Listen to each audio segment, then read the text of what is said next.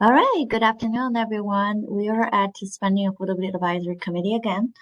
I think we're roughly halfway through this year's meetings here. We already heard from previous speakers a lot of very um, interesting and a very resourceful information there. So today we have a few teams with us. We'll start with fee discussion. We have a team from DPW and Office of Sustainability to discuss the watershed fee issues that county is facing. And that will be followed by Mark DeLuca from DPW to talk about solid waste funding issue the county is going through currently.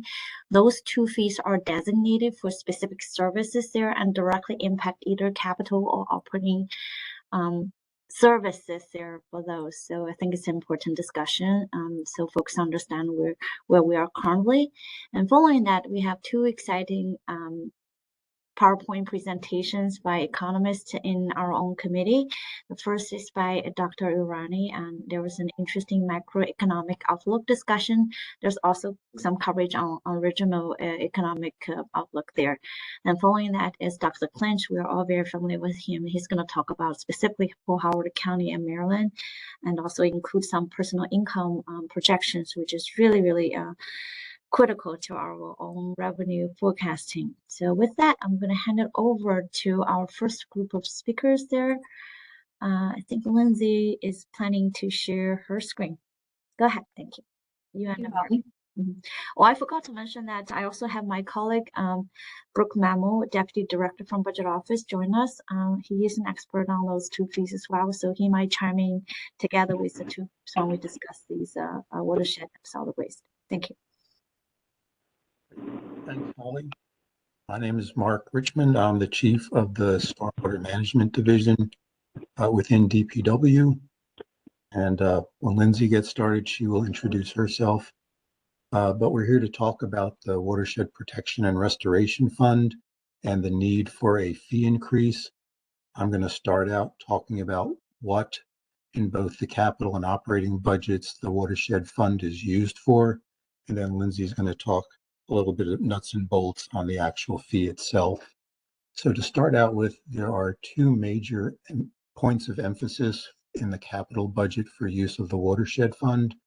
The first is repairing existing stormwater management ponds. The county does a triennial inspection on a rolling basis of all of the ponds within the county, and it rates the infrastructure, which is the vertical and horizontal components, typically pipes that allow the water to exit the pond. So we look at that infrastructure and we rate it on a scale of 1 to 4, which with 4 being the most critical in need of replacement or repair.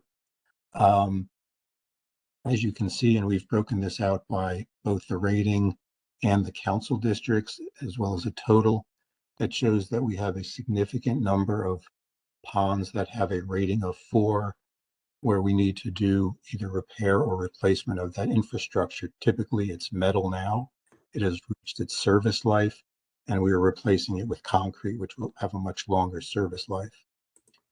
At this time, a typical pond repair or replacement project will cost about $1.7 million on average. If we were to look at all of the 4 rated ponds and the $1.7 million, that's $126 million, which admittedly is way too much money to look at for an individual year. So we looked at a more realistic and reasonable number, which is addressing 7 to 8 ponds each year, which gives a requirement of $13 million. Granted, that it'll take us about a decade to get through all of them, but we feel that the $13 million is a reasonable ask in a given year. The next slide shows some of the problems that we are seeing with some of the infrastructure. So it's not just numbers on a slide. The upper photo shows a separation between the vertical and the horizontal pipe, and that allows water and the sediment it takes with it to get out through the barrel pipe. And if this is left unfixed, it could cause the entire dam, the entire embankment to breach. The bottom left picture shows, well, actually, it doesn't show the bottom of the pipe because the bottom of the pipe has corroded and rusted out. That's also something that happens with metal over a 20, 30, 40-year lifespan.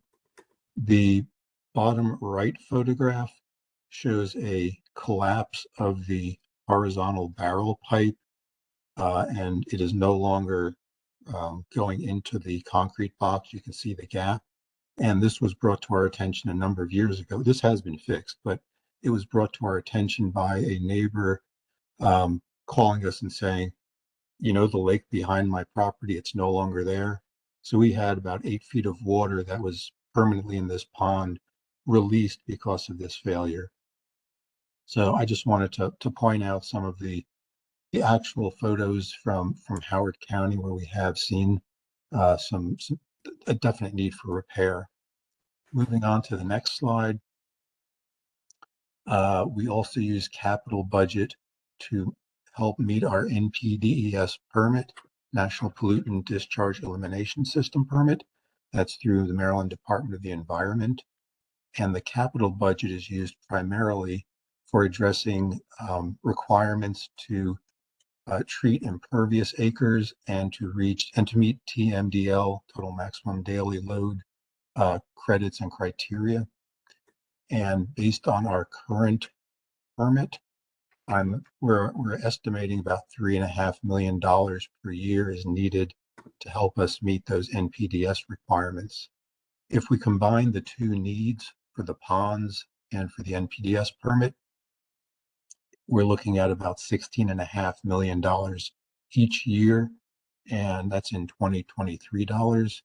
If we do not if we don't increase the fee and build up the fund, the needs that I just talked about would have to go into the GO bonds or PAYGO or some other source of funding. If we just didn't do or couldn't do the work that I just mentioned, the pond repair or lack of repair could lead to emergency road closures, public and private property damage, possible personal injury, definite environmental degradation. If we don't meet our NPDES permit requirements, we could be facing a consent order. And that essentially means that we still have to do the work, but we then have monetary penalties added over and above having to do the work. There's also a need for watershed fund in the operating budget. Currently, there are 16 full-time employees in 4 different groups within the county. The watershed fund also helps pay for debt service for stormwater bonds. And there was a project that was done a number of years ago at the Patrick Farm to improve water quality. And that got a state water quality loan. So we're still paying the debt service on that. As far as annual support, there's close to $3.5 million estimated for a variety of things. One is additional support for the NPDES program. And this is not capital projects, but it's keeping our database up to date, doing annual reporting, doing annual monitoring of the streams and ponds within the county. It covers work to Howard Eco Works for doing environmental work on small private properties. It also includes grants, both to nonprofits and private property owners, to help get additional water quality projects built. And it includes money for tree planting and forest enhancement. And again, if if we don't have money in the fund, this would have to shift to general funds. At this point, what the money that we do have in the Watershed Protection Fund is only available for paying debt service. There's no money left for doing the capital projects. So without the fee, we just definitely need the fee to help with our FY25 efforts, both capital and operating. And I'm going to turn it over to Lindsay DiMarzo to talk a little bit about how our fees compare to other jurisdictions. Thanks. Thank you, Mark. So as Mark said, my name is Lindsay DiMarzo. I am with the Howard County Office of Community Sustainability. and I work on pilot projects, private property initiatives such as reimbursement and credit programs for stormwater, and then also policy. So as a review of what our current stormwater fee looks like, we have several residential categories, and then we have a non-residential category. So the first, apartments, condominiums, townhouses, and mobile home park properties are billed at $15 per unit annually. These are all annual fees that we're looking at. Single family development on on less than a quarter of an acre lot is billed at $45. Single family dwelling on greater than a quarter acre lot is billed at $90. Agricultural properties have the ability to acquire a water quality plan or a forest conservation plan through our Department of Natural Resources. With either of those plans, they are eligible to receive a flat rate of $90 per year. If an agricultural property does not obtain one of those plans or hold one of those plans, then they do pay the non-residential rate. As you can see, the non-residential rate is billed at $15 for every 500 square feet of impervious surface on the property. We do have a commercial cap currently in place, which says our stormwater fee cannot exceed 5% of a commercial property's total property taxes. Now, we looked at how we compare to some of our neighboring jurisdictions, and most neighboring jurisdictions have very different fee structures than us. There are a variety of different options to slice this. So looking at how our typical lot sizes fall into each of their fee rates, we're able to compare apples to apples here, which is what this chart shows. This is for our small to medium residential fees. I apologize, the scale is so large, so it's hard to zoom in directly onto some of these, but as you can see, Howard County fees are shown in orange, and the neighboring jurisdictions are shown in blue. This shows that Howard County's fees currently, annually, are very low compared to our neighbors, if not the lowest. Likewise, for commercial properties, we're seeing something very similar. You can see Howard County again in orange, very low compared to our neighboring jurisdictions, if not the lowest. Now, in the last year, 5 of our neighboring jurisdictions increased their fee.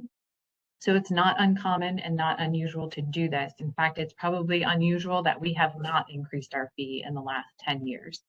And as Mark pointed out, things are in need of that. So that is the end of my slides. If anyone has any questions, I'm happy to take questions. Thank you very much, Mark and Lindsay. So it's open to the committee. Anybody, if you have questions, just feel free to unmute yourself and raise a question. Thank you both. Hey, Holly. This is Brooke, go ahead. It's not a question, but I just want to reiterate something that Lindsay said. Our fee was initially implemented in FY14, so 10 years ago. During that time, we have not increased our fees. And our fees typically grow about half a percentage point a year, but our expenses grow at a rate of 3 to 5%. So there's that imbalance in the growth rate between our expenses and our revenues. So now we're at this point where we're projecting at the start of FY25, even if we don't do the capital projects that Mark Richmond talked about that are critical with the pond maintenance, just from existing debt we've issued and operating expenses that we currently have, we don't have adequate revenues to cover our expenses. So the option we have is we either have to adjust our fees or eliminate certain of the services that we provide. So I just wanted to emphasize that. Thank you, Brooke. And you're talking about both operating and CIP, right? Because this fund still has to pay historical debt service and also the operating service. Yeah.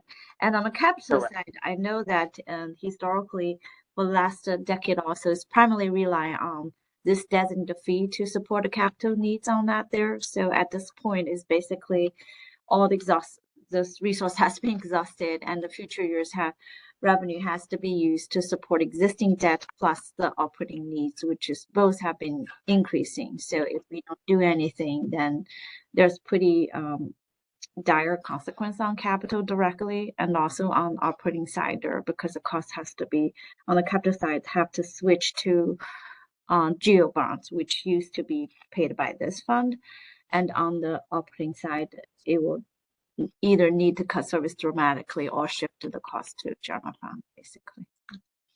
All right, thank you, Brooke. Holly, Todd here. Go ahead. Is this department supposed to be self-funded, or is it already funded by a combination of these specific fees, which are dedicated to it, and general obligation funding? Yeah, this is supposed to be self-sustainable, but the fund is supporting.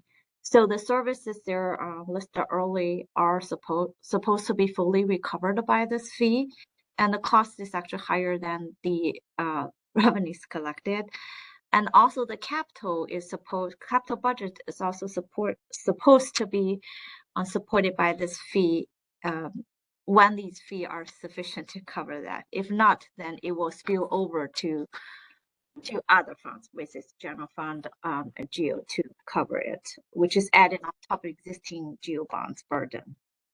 So when you say that it's supposed to be self-funding, what does that mean? I mean, Is there a statutory? The fee is designated to this purpose, both capital and operating for this needs. And No, it's a separate fund. that part I understand. I just mean, right now we're absorbing some of these costs outside of the fee collections. That's No, with general fund money, right? currently is pretty much self-sustainable, but until now, but because the fee is not catching up with the cost on both operating CIP, the gap will become bigger. So going forward, it can no longer support that with the current fee structure. Right, but I'm getting to the use of the word "supposed to be self-funding." What does that mean? Is there a statutory requirement to do so, or that's just the objective? Brooke, do you want to say something? Sorry. Yeah. Yeah, thank you for that question, Todd. So it's not a statutory requirement, but the intent when the fee was implemented was that the capital expenses and the operating expenses necessary, like that were listed by Mark and Lindsay, were supposed to be covered by the fee. That was the intent. The problem is the fee has never been adjusted and is growing at a much slower pace than our expenses. So we're at the point, starting next year, that the fee that we generate, unless we do something, is going to be inadequate to cover these expenses. It's not a statutory requirement. It's not an enterprise fund. But then what happens at that point? At that point, we either scale back some of the services we provide, and I don't think for most of them, probably all of them, we don't have that option. Then we have to look at the general fund to pick up that gap, whether it be on the capital side with geo bonds or on the operating side. And we've had many discussions and probably a few awaiting us about the challenges on geo bond funding and all the other capital projects that we're dealing with. So is Ellicott City Safe and Sound compromising our ability to support the maintenance of our existing stormwater management? No, because currently we don't have any of these fees going to Ellicott City Safe and Sound capital projects. We're funding it with a combination of grants, some other loans, and GeoBonds and PAYGO funding.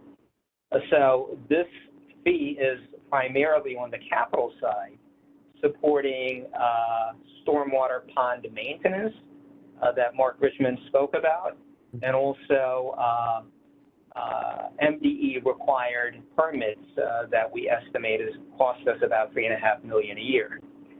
So not a direct relationship with the Ellicott City Safe and Sound.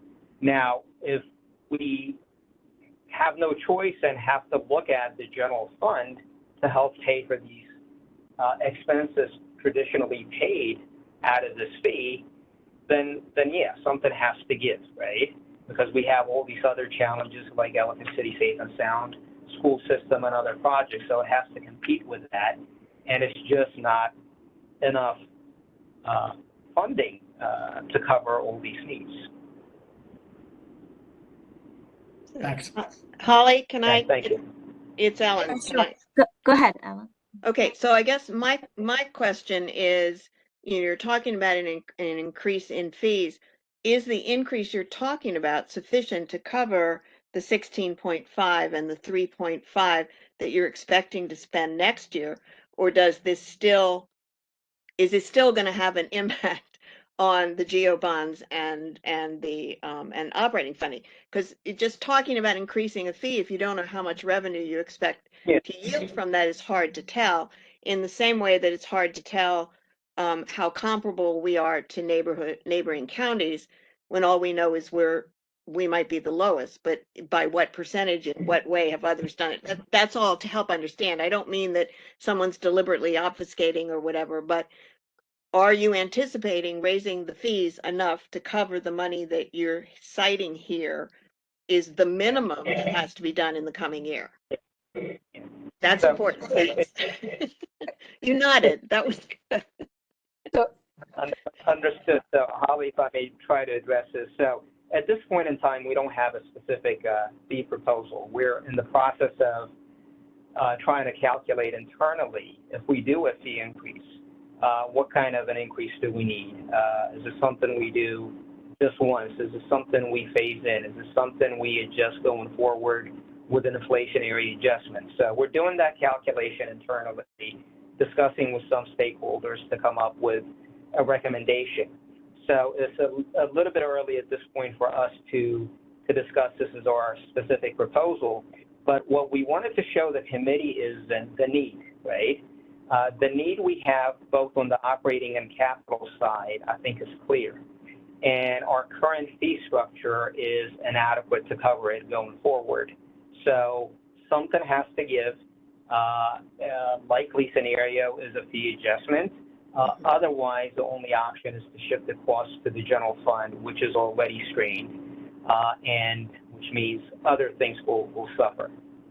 Well, that's our main concern, because we're not looking at projects. We're just looking at what the constraints on the budget are likely to be and what level of borrowing do we think you need to go to and whatever. So it's important to understand that there are, as I'm reading this, additional pressures on that budget that are going to have to be managed some way or another.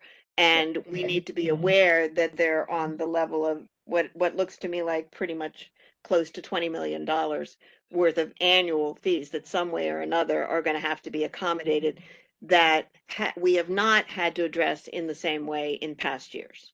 Yeah, Alan, you're absolutely right. I think these are the very important points when we are pondering on those how to address those challenges. There, basically, as you mentioned and Brooke already alluded, there are a couple of things we are looking at. We look at how to make it sustainable if we want to continue to use this primarily be self-supporting for those needed services there, and what level of adjustment will be needed to make that work. We also want to make sure it's still comparable with the key competitors, other jurisdictions. You don't want us to be the one who costs people more than other counties. So we want to remain reasonable and competitive for our taxpayers on that. But finally, it's also important to understand how does that connect to other things. To see in the big picture, I think both you and Todd and others understand that if this issue doesn't get addressed adequately, basically those additional costs on both capital and operating will indirectly, but as a consequence, impact the capacity for other capital project and operating needs on that, because eventually everything gets connected on that. So all those different things are important. We just have to assess everything and make the the balance. Well, no, it's that everything exists in context. Nothing exists in the abstract.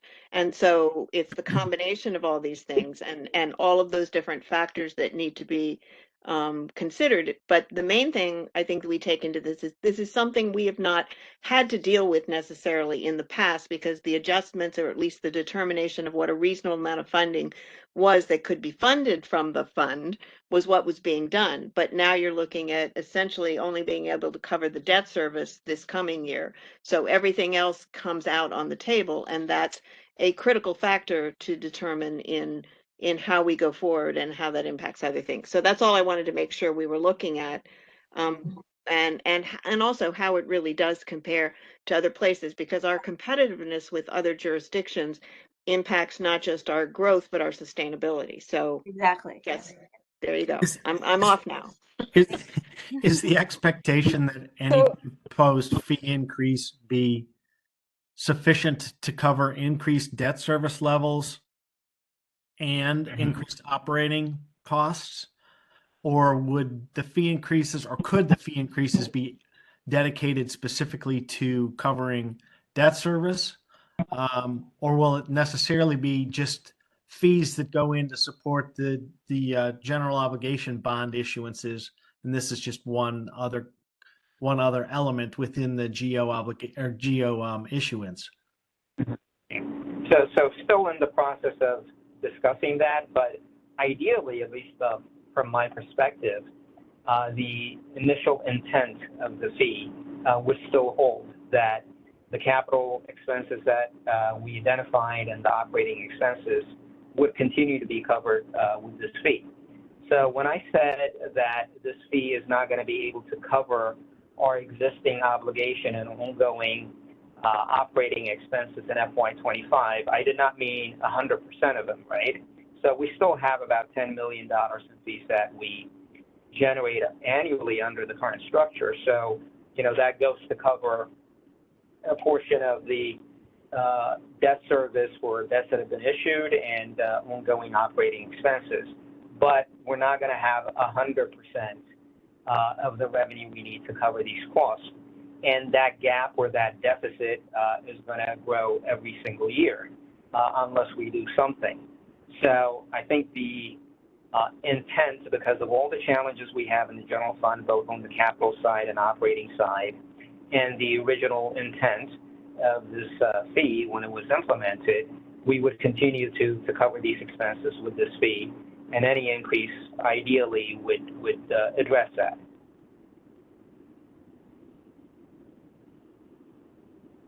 So I have a question. Barbara? Okay. Yeah, go ahead. So with the number 3 stormwater ponds, how many of those do we see turning into 4s rather quickly? And I didn't quite get a sense of what we're talking about in terms of the total annual need right now. And then do you have any sort of projections at all about what the fee structure might look like? I mean, where would that land? I mean, are there any initial thoughts about that?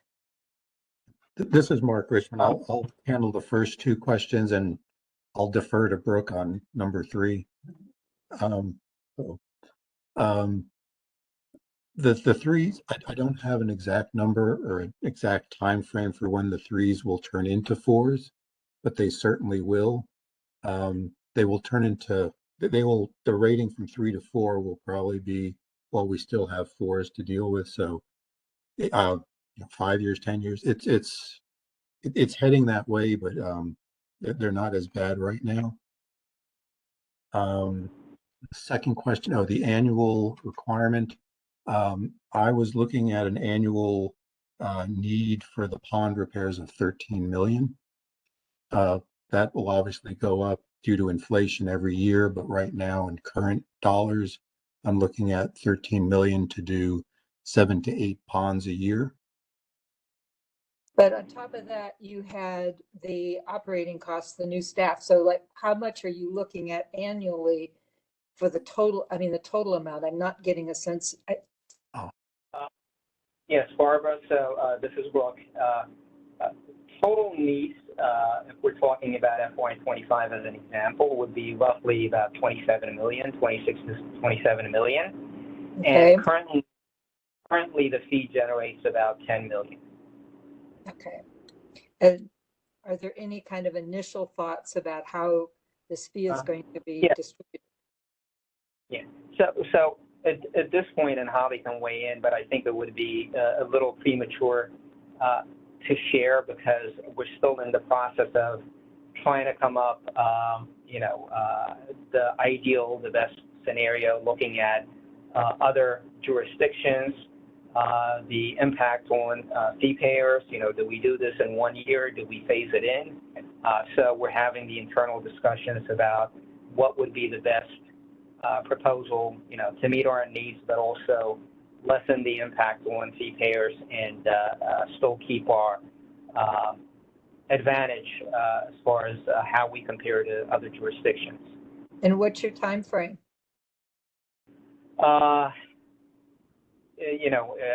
Ideally, I would say maybe in a matter of a couple of weeks, we may have a proposal finalized or close to it.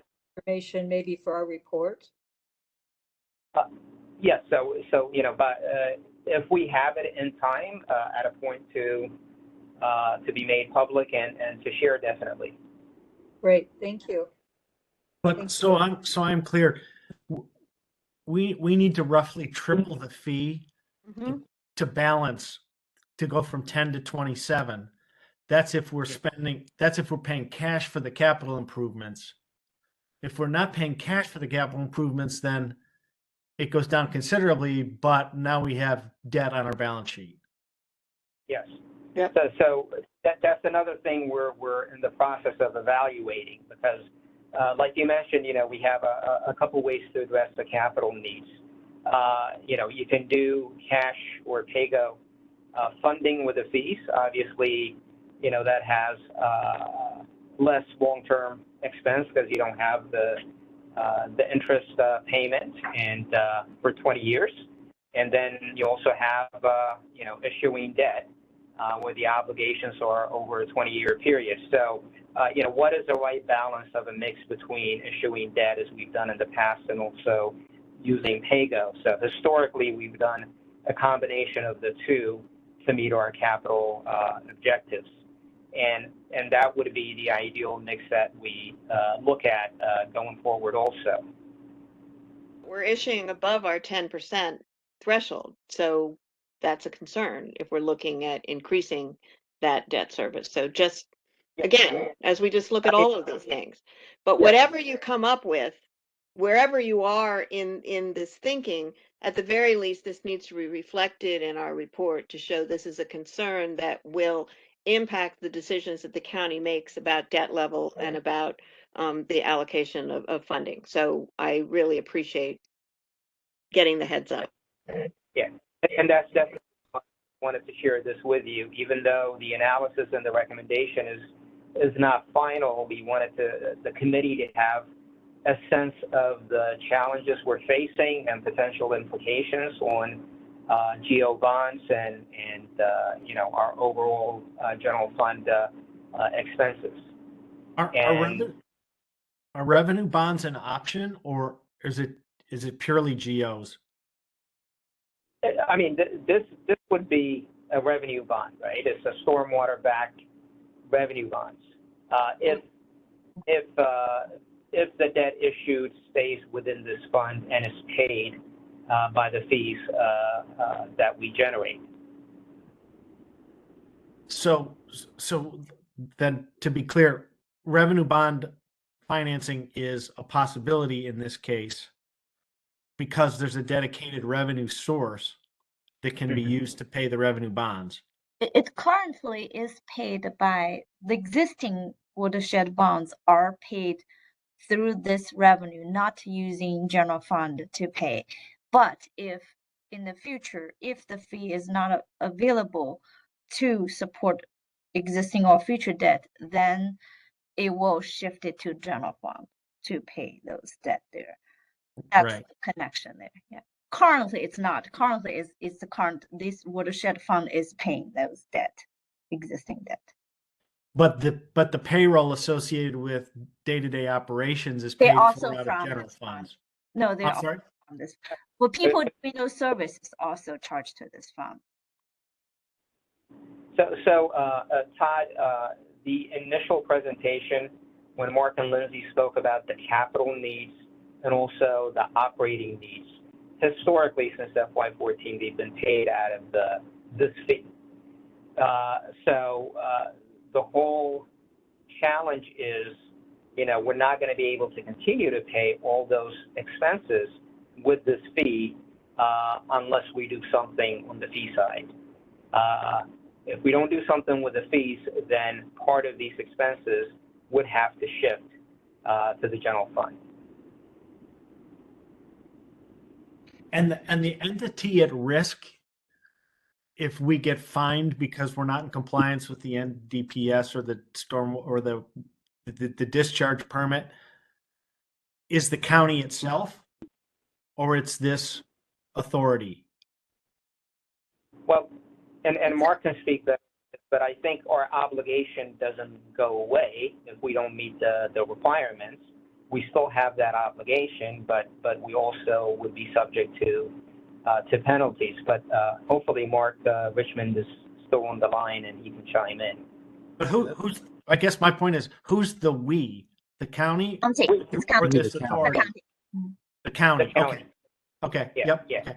Yep. It's not the fund. It's the county.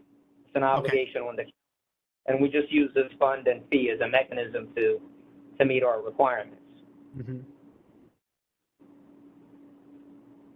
Thank you very much, Thank everybody. you. Thank you. It's really, really important discussion to address relevant services and especially infrastructures, as a lot of those pond pipes are aging and need repairs there.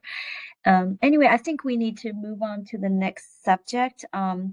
Mark DeLuca, do you want to share slides from your side? Thank you. Yes. Mm-hmm.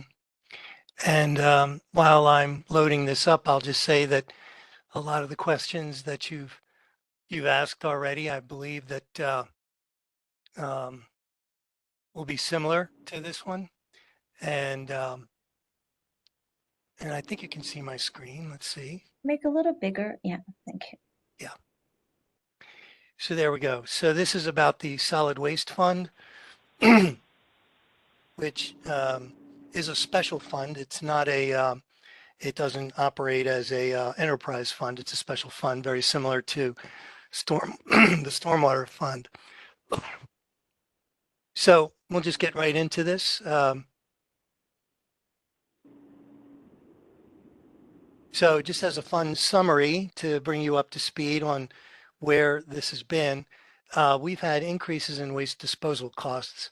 In FY23, the county experienced significant price hikes for the cost of waste export from $43 a ton to $64 a ton. And as a result, we had a $3 million operating deficit in FY24, which we went to council for a budget amendment to supplement our fund from our balance fund, supplement our operating costs with approximately $3 million. Some of that was as a result of this price increase. A large part of it was, but also a large part was the increase in total waste tonnage. The county experienced increases in waste tonnages over the last 4 years.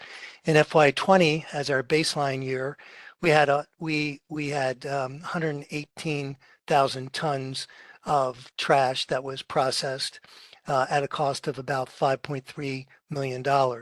Subsequently, the 3-year average after that has been approximately 132,000 tons at a cost of 8.1.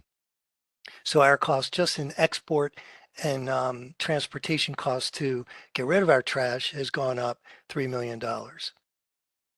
Now, that resulted in us exceeding our capacity at our county transfer station at Alpha Ridge landfill. It increased our handling and pre-processing costs, just us handling the trash to get it onto tractor trailers, to get it off to our export facility. It increased the number of trips we had to the export facility, and it threatened our ability in future years to pay our debt service necessary to fund capital improvements to repair and replace or meet the increased demand that we were experiencing at the landfill. And so left unaddressed, this will result in potential reduction of curbside services in the near future years as we're trying to address how we would make up shortfalls in operating costs, potential reduction in operating hours at Alpha Ridge Landfill in the near future years. Not saying it's going to happen this year, not saying it's going to happen next year, but it's a near-term problem we'll need to deal with, and a reduction in services that will result in a reduction of services to resident and commercial customers.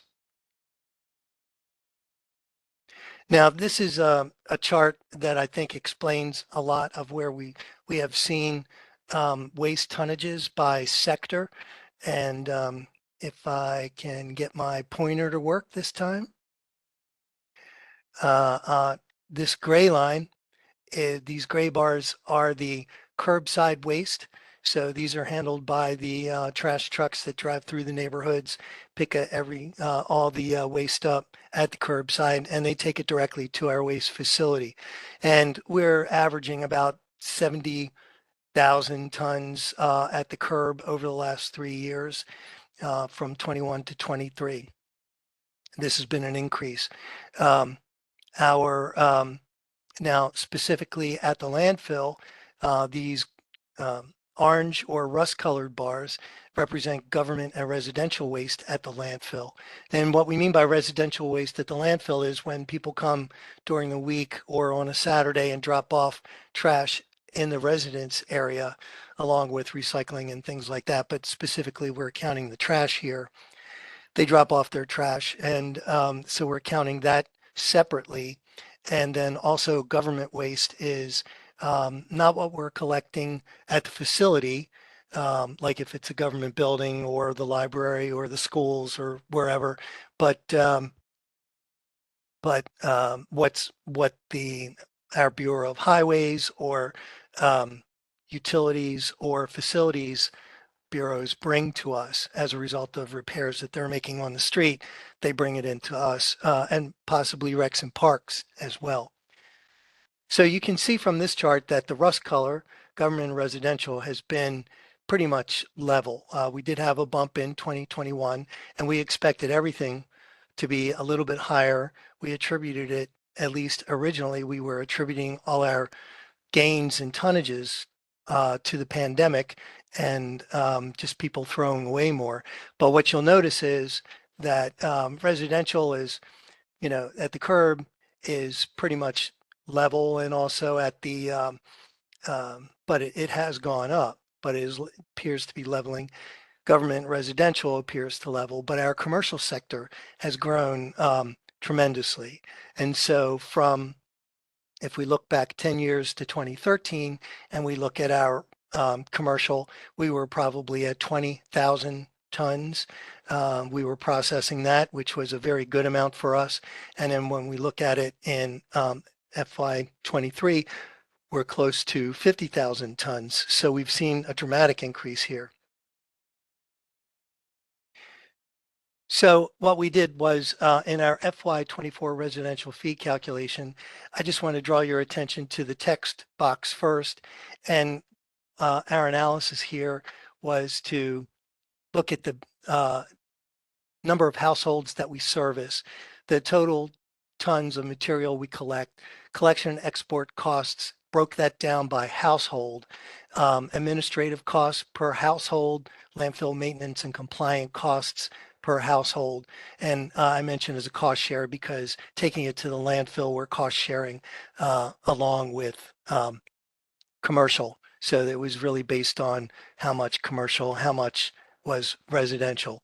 Our actual, I'll go to the chart, the table, our actual FY24 curbside collection costs equaled $391.30, roughly $391. Our current fee, and this was with the, and I failed to mention that in FY24, we in FY23, we requested an increase in our fee for the FY24 year, knowing that our operating costs were in a deficit, and we planned to raise the fee. We did raise the fee, and it is in two parts. The first part was in 24, and we collected. It resulted in an increase in the fee, residential fee of $365. So our actual costs are $391. Our fee reimbursed us $365. So we were at a deficit of $26 in the residential. In the commercial, we saw something very similar. We based this on the current number of permit holders, the tons of material that was brought in and processed, and of course, transportation export costs, but we normalized that to a per ton cost. Same thing with administrative and landfill infrastructure costs, that was per ton. And so what we calculated was an actual FY24 commercial tip fee cost of $106 per ton. That was our actual cost. The current tip fee to commercial vendors was $80 a ton. So we had a difference of $26 a ton.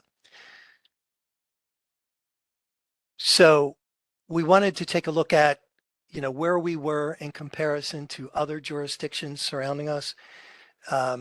We took a look at Baltimore County, Anne Arundel County, and Montgomery County, and we wanted to see how they were compensating themselves for their waste. So the first row here is, do they set costs out for trash collection on their tax bill? Baltimore County does not. They don't have a special fund. They aren't an enterprise fund. Everything is handled through their general fund. Anne Arundel County does.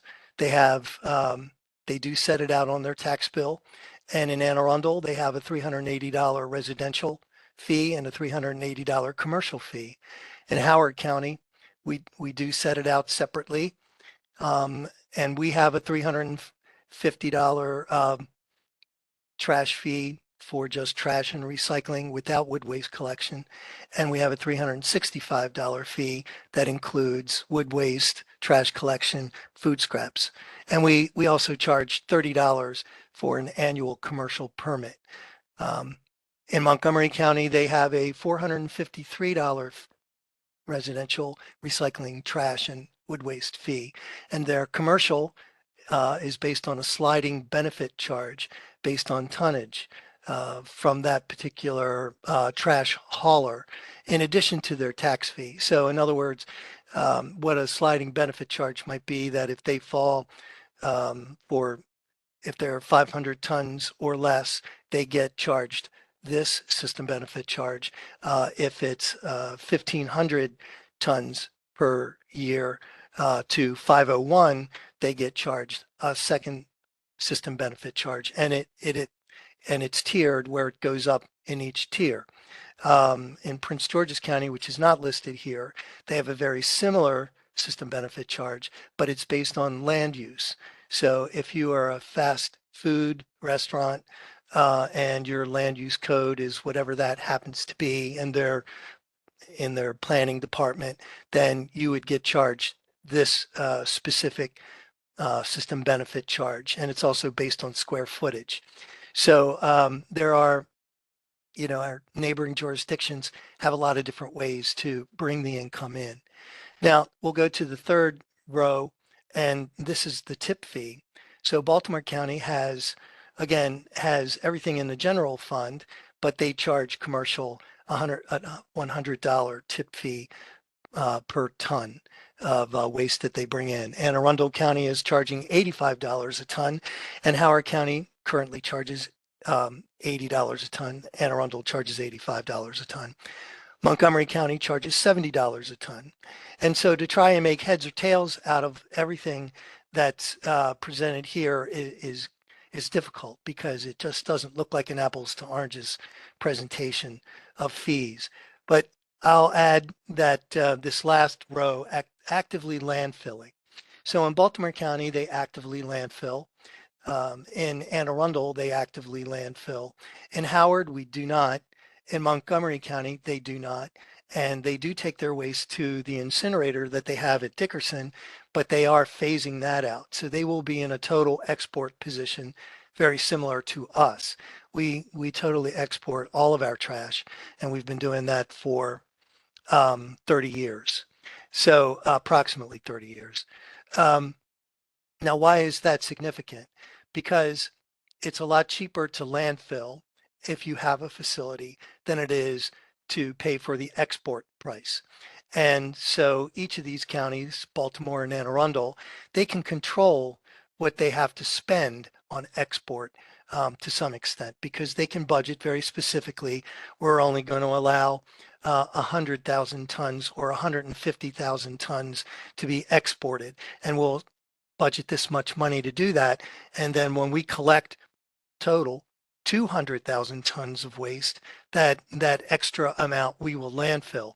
And as long as they can maintain capacity in their landfills, they can offset their prices. And so they can play with those prices and keep things, for example, in Baltimore County, they can keep their costs in the general fund and charge a $100 tip fee, whereas Anne Arundel will charge 380 to every resident and 380 to commercial, and this have a much bigger base to collect money from, and then keep the tip rate at 85 per ton. So we recognize that we're in the process now of discussing this with stakeholders and with others to, much like Brooke was saying before about the stormwater fee, to see what would be, what do we think would be a more transparent way to do this? What do we think would be a most equitable way to do this increases? But the bottom line for showing you this information is that without increases at all, then we wouldn't be able to pay our debt service for the 20-year period. And right now, we are very challenged to afford any new improvements at the landfill because our fees are not high enough to carry our debt service. And every year there's an increasing amount of legislation that comes out of Annapolis that requires us to do necessary things, but different things that cost different amounts of money. So we definitely have that burden on us. For example, last year was the greenhouse gas reduction. And so we're going to need to remediate for greenhouse gas, which might be where we might have emissions from greenhouse gas. And we need to finance that and the repairs that may generate. This year, it looks like we will be testing for PFAS, which is one of the forever chemicals, and we'll be needing to test for that. And we haven't been told yet, but if we hit certain levels, I'm sure we were going to have to remediate for that. So it's additional burdens that in previous years we just didn't have that. So that's really the end of my presentation. And if Brooke or Holly have anything else that they would like to add. Thank you, Mark. I'll open to questions. Thanks. Hi, Mark. I'm Todd Arterburn here. Just a quick question. Are all of the costs associated with handling the trash prior to export or preparing for export done by county employees? No.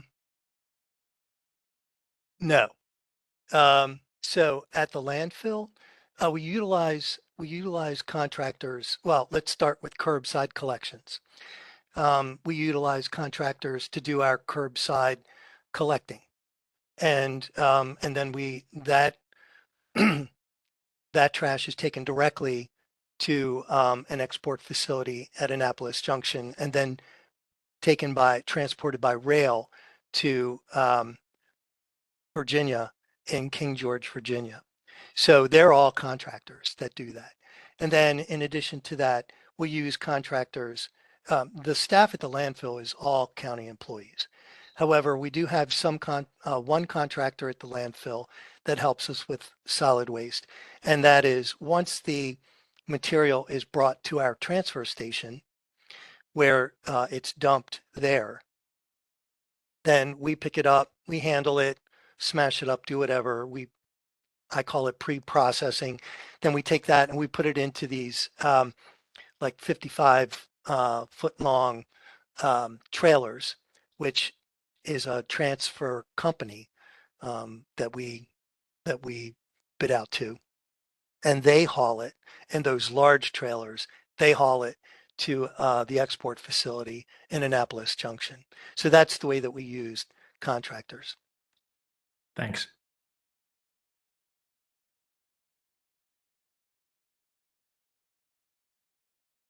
Thank you, Mark. Okay. A Very lot of good. information to digest. So for sake of the time, if no more questions, let's move on to economic discussion. Dr. Irani, would you like us to share the screen, or you would like to run the slides from your side?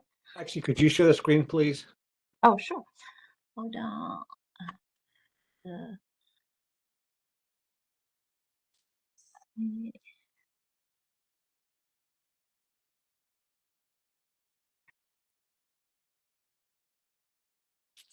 Can you see it? Yes, thank you.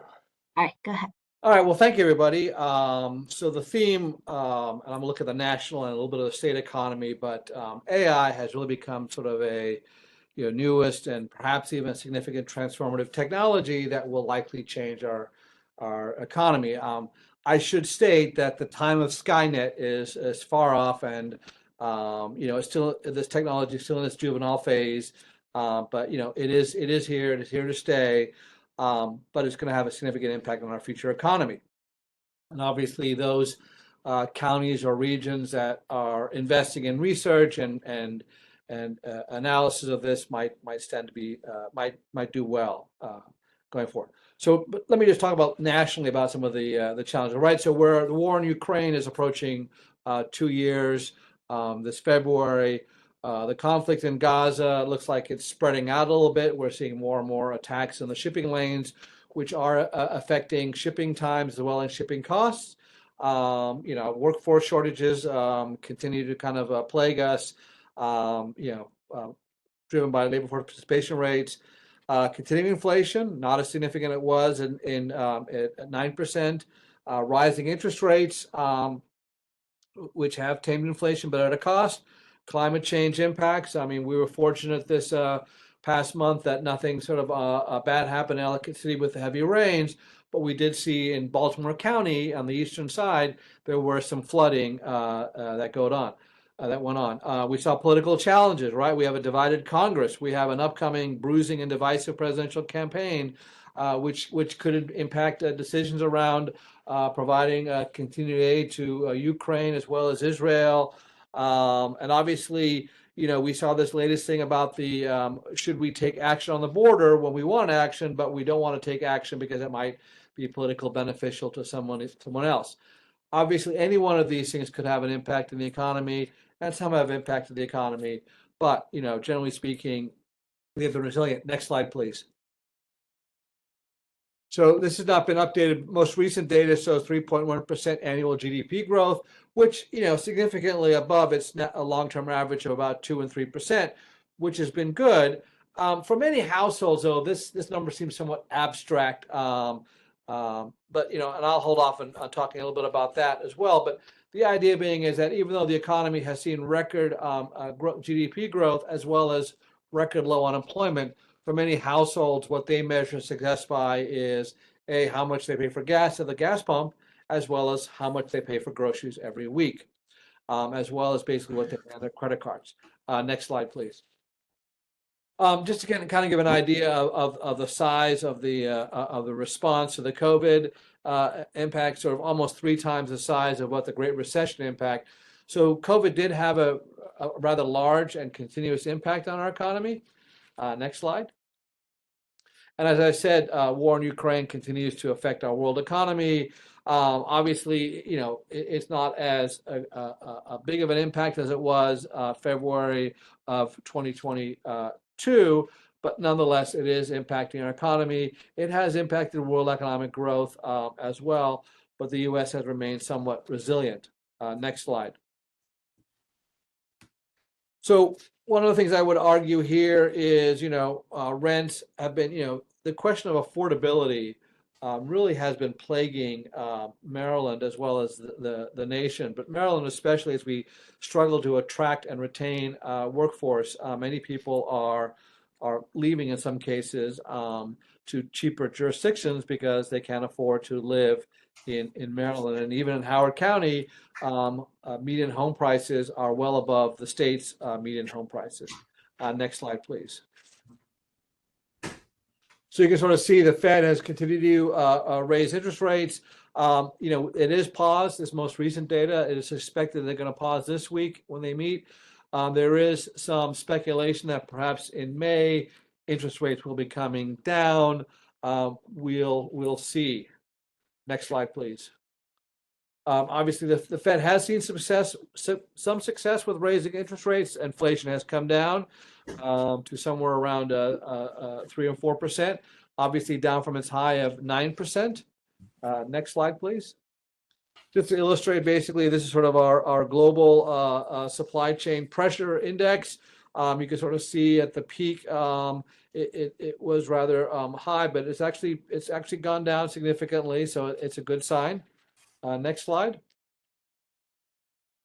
Gas prices have dropped about 80 cents since summer, so that's been generally a good sign for many consumers who are driving big SUVs. And the hold on their debit card was $125. Many times they did reach that limit. Next slide. So as I said before, one of the things that many consumers are concerned with is the most kitchen table things, right? So gasoline, rent, and food are typically a big thing. Now, every day you go to work, you may pass a gas station, so you're reminded basically of how much gas is. Every week you might go grocery shopping and be reminded of how expensive groceries have become. And every month you write a mortgage check or you write a rental check. Or you pay credit cards and you see impact of interest rates as well as rising costs. But generally speaking, consumer sentiments have rebounded since December. So at its lowest point, which is around July of 22, which is probably the time at which gas prices were at the highest and gas prices were at the highest and inflation was also at its highest.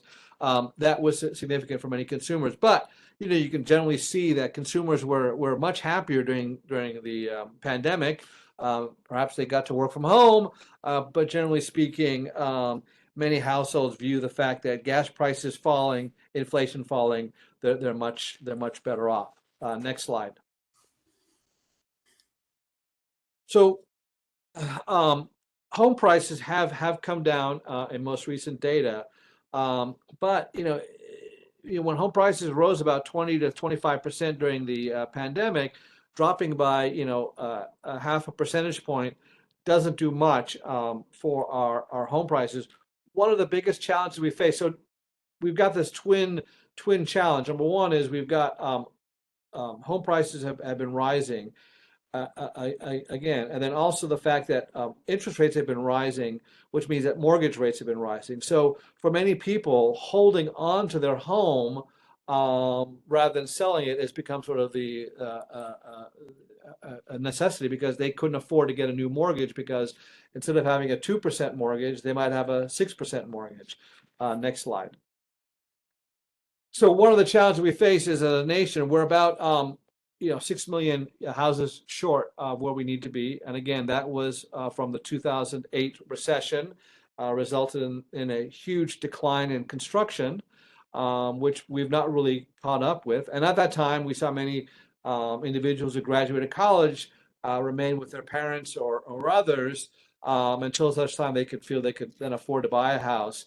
What we're seeing is the fact that there's a shortage of homes means that basically home prices are continuing to go up, and rental rates also continue to go up. So if we were just looking at the home prices matched to the ratio of home prices to median household income in the 1980s, home prices would be nationally about $150,000 less than they are currently. So the housing shortage is going to be a continuing challenge. The other challenge is for many households, they've seen great appreciation in their homes. As a result, if they were to sell, by the time, and even if, and again, adjusting for the fact that they can have some gain in their home prices, in some jurisdictions, that gain may be in excess what the amount is to be deferred taxation on. As a result, many homeowners are staying put until such time as they really have to sell. Next slide. Office vacancy rates, we saw about 20%, most recent data. This is obviously a concern for many major cities. Obviously, we're seeing basically many office buildings are selling far less what they were assessed at or what they sold before. This does have an impact on many parking structures in the area, as many of them require a certain number of revenue to pay off the bond, but also first floor retail is also challenged. So again, how we think about retail and residential are going to play a big role in this. Next slide. Now, obviously, there are some opportunities to perhaps change office space into residential units. Again, the challenge for many of the larger cities is having a building that has a 15,000 square foot footprint. Is typically the area. And looking at this data from a Canadian company, they figured that basically there's a good number of offices that could be converted into residential unit, but again, in an era where interest rates are above 5%, and it might be challenging. Whereas before, when interest rates were 2%, it is probably a lot easier. Next slide. So obviously, AI is going to be a continued challenge. And one of the biggest challenges we're seeing right now for many companies is a lack of available workforce. In fact, what we're seeing is many companies are hanging on to their workforce as long as possible because they want to make sure they're able to meet demand if it were to pick up again. Next slide. So again, we're still seeing more openings than people actively looking for work. And again, when people are considered to be unemployed, they are considered to be out of work and actively looking for work. Your son or daughter living in the basement playing Call of Duty, not graduated college, is not considered to be unemployed. They're out of the labor force. So again, the unemployment rate is fairly low in Maryland, 1.9%, and that's sort of hiding a lot of other things. But there's still more job openings. Next slide. And even in Maryland, the number of job openings exceeds the number of people actively looking for work. And again, some of that might be skills that may not be matching up with the jobs, but generally speaking, that has been something that's been challenging in this state, in this region. Next slide. So again, I think I've shared this slide before. Pre-pandemic, Marylanders were running about 69% labor force participation rate, and that is the labor force divided by the population age 16 and over. It won't be 100% because many people are in school, in the military, or are homemakers by choice, and as a result, they're not in the labor force, but they are in the population. So looking at this, you can sort of see that Maryland dropped, but never actually recovered to its pre-pandemic levels compared to the U.S., which dropped but then recovered to some extent. We're missing about 120 to 150,000 workers. Everything from early retirement to lack of childcare availability might be driving some of these data. Next slide. So we did kind of look and sort of see what was happening in the world of work by gender, and comparing over time. Since 1980, the solid blue lines and the solid pink line are participation rates of the dotted lines, the dotted blue lines and the dotted pink lines are labor force participation rate in the 1980s for men and women respectively. And you can sort of see when you go to the 2022, which is the solid line, you can see that all across the board, except for us old folks, which I include myself in, our labor force participation rates have dropped for men, while women have actually increased the labor force participation rate significantly. Now, there again, number of explanations. There are more jobs available for women. There are more opportunities for childcare that are available for women. But generally speaking, women have actually increased the labor participation rate, while men have actually decreased the labor force participation rate across the board. Next slide, please. All right, looking forward into the future. Next slide. Now I need to include some. Next slide. Just to include a little bit about AI, obviously this AI theme, but obviously AI could actually add a significant amount to the global economy, and worker time could be saved. Though, if you all recall, the siren call of the internet was it would increase worker productivity. I posit it might have, but then people now are shopping online, perhaps during the work hours. Next slide, please. 83 million jobs lost and 69 million jobs gained. So a net loss of 14 million jobs because of AI worldwide in the next 5 years. Obviously, this is a concern. And generally speaking, much of the jobs that are going to be lost are jobs that can be easily automated. Everything from research to the good news is car warranty salespeople will no longer be needed. Next slide. The fuel that keeps our entrepreneurship area going is venture capital, and that number has actually decreased. Again, in an era of more expensive money at 5% interest rates compared to 2% interest rates, it is a challenge. Obviously, in the era of the friends, family, and fools model, when we raise interest rates, individuals may not refinance their home to start a business or even invest in their friend's business or even in their kid's business. But this is a big concern. Next slide. So billion-dollar disaster events. Again, climate change is here. We saw that in Ellicott City a couple of years ago. The challenge is now the mitigation of these things, which are going to require resources that could otherwise be used for other things. So the challenge is that yes, it's great that we're able to spend the money to help solve Ellicott City, but that money could have been spent elsewhere. And I would argue better bike paths, but others might disagree. But generally speaking, we're seeing more and more of these events, and they're becoming more and more frequent. So in parts of California, it's difficult to get homeowners insurance. In Florida, similarly, it's hard to get homeowners insurance, or if you are able to get it, it's rather expensive.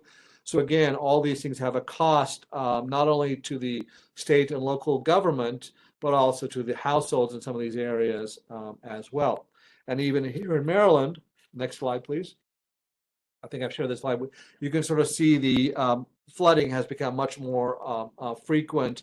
I've got here Annapolis has seen, just the number of flooding that has taken place on the area has increased significantly these last 12 years as compared to the prior 20 or the prior 60 years as well. Next slide. So without all good news, obviously there are some headwinds for the national economy.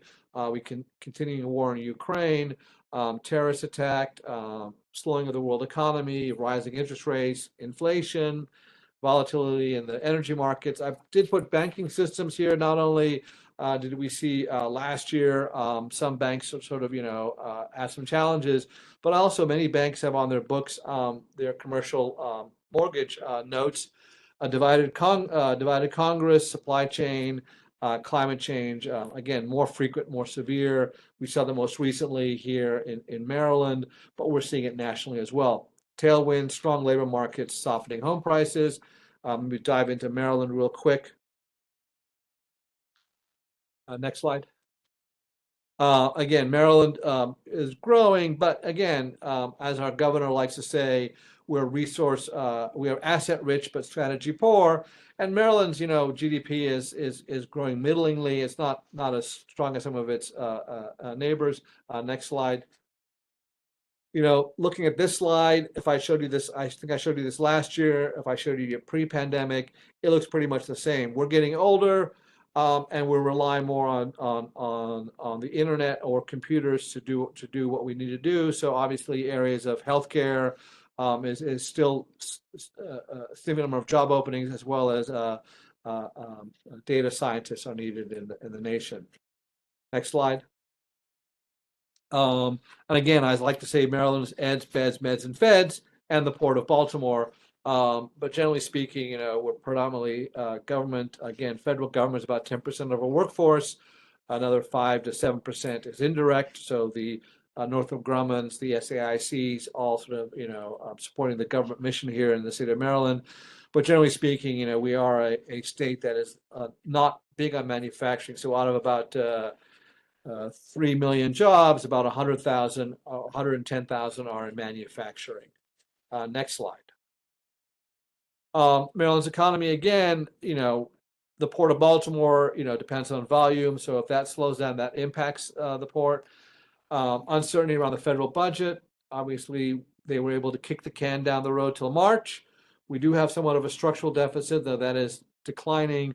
One thing is population decline. So Maryland lost 20,000 people last census. Affordability continues to be a big challenge here.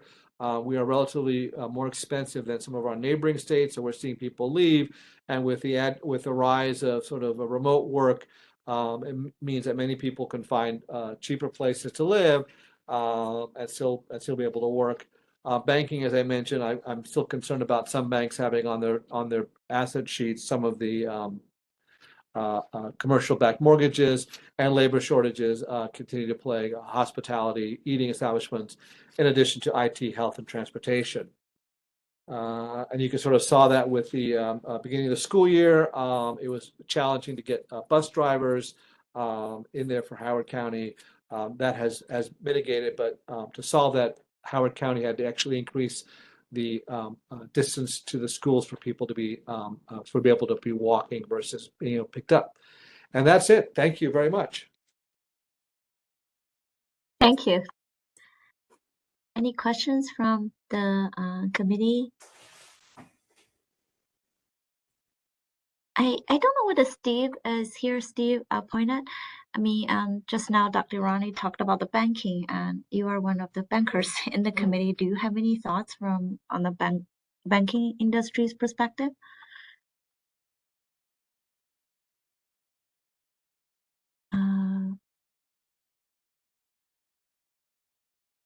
Okay, I cannot hear you. Not sure whether you already left there.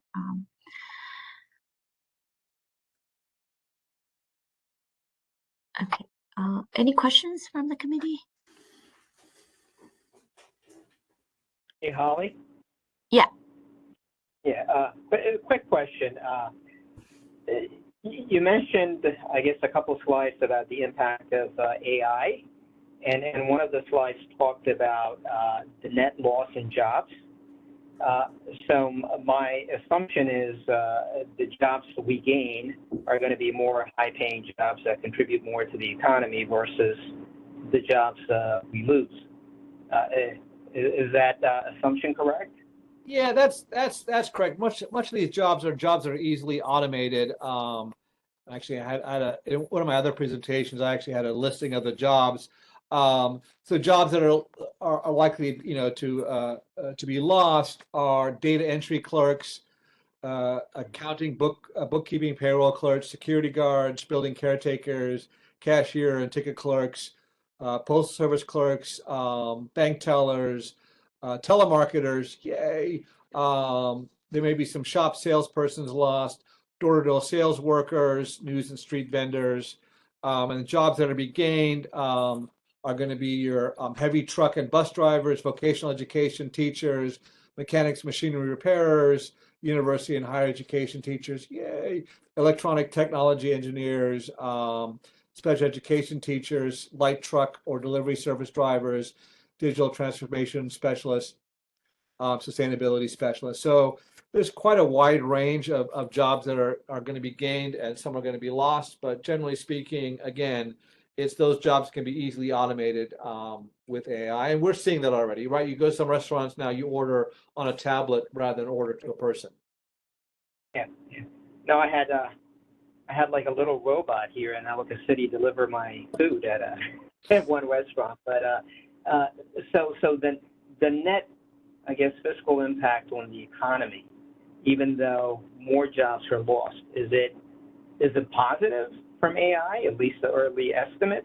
Well, I mean, these are worldwide estimates, so I imagine there's going to be some loss of the lower wage jobs, and some gain in some of the higher paid. So the net loss, the net could be that we could actually see a bit of a gain in fiscal, in tax revenue.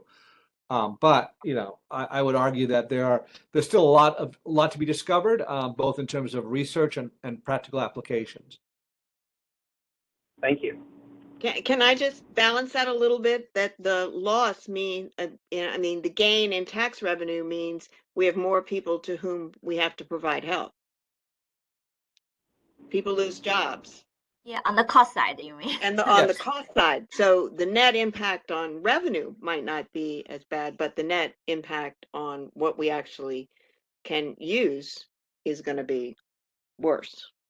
Right, but I would argue that these job losses are going to occur over, several years, if not longer, versus, immediately. So I don't see. But also, Darius, we've got to grow, at least locally. We've got a growing senior population whose income is tabled, and we're not seeing a big move in of people at the end that are on an upward trajectory. So across the region, we might, but I'm not sure what we're going to see here. Just a thought. Yeah, no, I agree. I think Howard County is a challenging place to be as a young professional to buy into, which means that basically, as you said, we have I don't want to say newlywed and nearly dead, as I would describe Santa Barbara, but yeah, we do have a situation where it's difficult to find affordable housing in Howard County.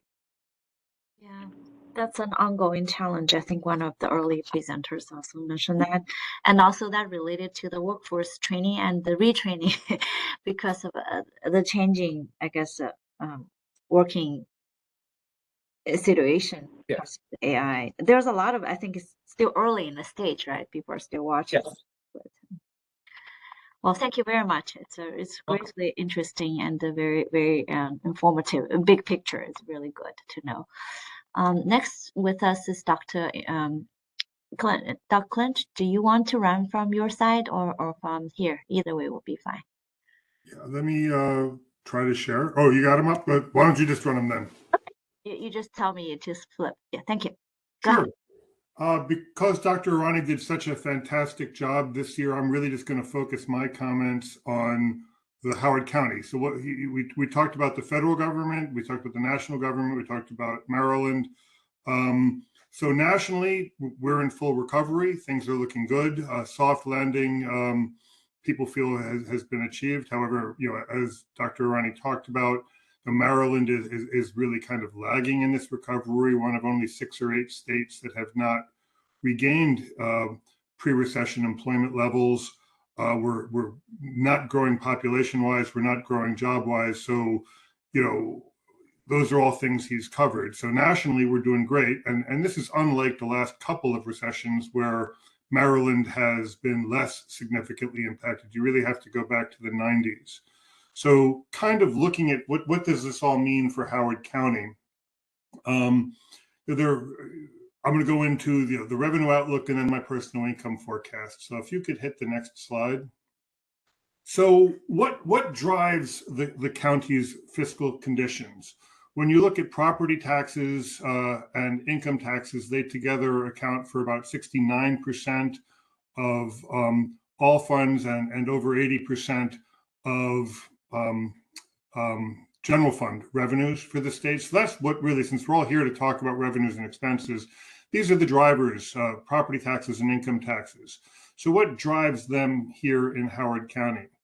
There are 3 things that I focused on in the report last year and in the presentation last year, and I'm focusing on them again. So you have the population, workforce, and income growth, which really drives property and income taxes. So economic growth in terms of county jobs and businesses that drive property and income taxes again, and real estate, which drives property taxes. So these are the three things I'm going to look at. So going into the issue of population and workforce, I really kind of look at two main areas: population growth and then workforce growth. Because what's important is when people come here that they get jobs, spend money, and pay taxes. When it's highlighted in red, it's a negative for revenue, and when it's highlighted in green, it's a positive for revenue for the county. So I think on the population side, we're seeing a real slowdown, and we're seeing out-migration for the first time in years, and an aging population, and those have revenue implications. In terms of workforce growth, we have not, the county's resident workforce and employed base of residents has not yet recovered. So that's a negative, but labor force participation is picking up. So if you could hit the next slide. So let's go into population growth here. And these are the tables that were in last year's report and will be in this year's report. And these are all in the box, so we can see them. But when you look at, you kind of look at population growth, you can look at, over time, there's been a real change. So really starting with the 70s, Howard County was one of the fastest growing jurisdictions in Maryland. Now I'm just putting the last decade on the left-hand side here. In 2010 to 2020, Howard County gained 44,000 residents. That's the fifth most in the state. The county's population grew by 15%, the second highest in the state. So let's go now to the last 2-3 years. Population growth has significantly slowed. And again, this isn't just in the county, this is in the entire state of Maryland. Since 2020, the county's gained about 2,600 residents, fifth most, but the growth rate has dropped to the 12th highest in the state. So it's dropped significantly. And as we've talked about in the committee here, real estate conditions and policy decisions are driving this. The real estate conditions that we've talked about are, we're running out of land, and policy decisions with growth limitations. We're not developing some of the land we have as fast as we possibly could have. So again, population growth is slowing. And if you could hit the next slide. Now, this is the most troubling slide for me today. Migration has turned negative. So when I talk about migration, I talk about people and households moving into or out of the county. So from 2010 to 2019, the county was one of the fastest growing in terms of net in-migration, gaining about 11,000 residents from international migration and about 10,000 residents from domestic migration. This was the second highest domestic migration in the state, with lots of those domestic migrants moving into Howard County to take advantage of the high quality of life, great schools, location, et cetera, from other counties in Maryland. Now, over the last 2 years, we've seen an out-migration. As domestic out-migration, we now have more people moving out of Howard County to other places in Maryland and more realistically to other places in the nation, as Dr. Arani talked about, kind of heading south. When you look at IRS migrations, and I'm looking at tax filers here, so this is a proxy for households. That's the bottom slide here. We're gaining people from in-state migration, but that number is falling, gaining households, and we're losing residents to out-of-state migration. So when you're looking at in-migration, we're getting residents from Baltimore City and County, Montgomery and Prince George's County, so kind of higher cost places, Montgomery, and places that don't maybe offer the same vector of benefits as Howard County. But we are losing, and this is a rising number with each year, we're losing residents to Anne Arundel County, Carroll, and Frederick counties, which are lower cost places to, lower cost of housing, lower cost of living. So again, this growth of cost in Howard County is having an impact here.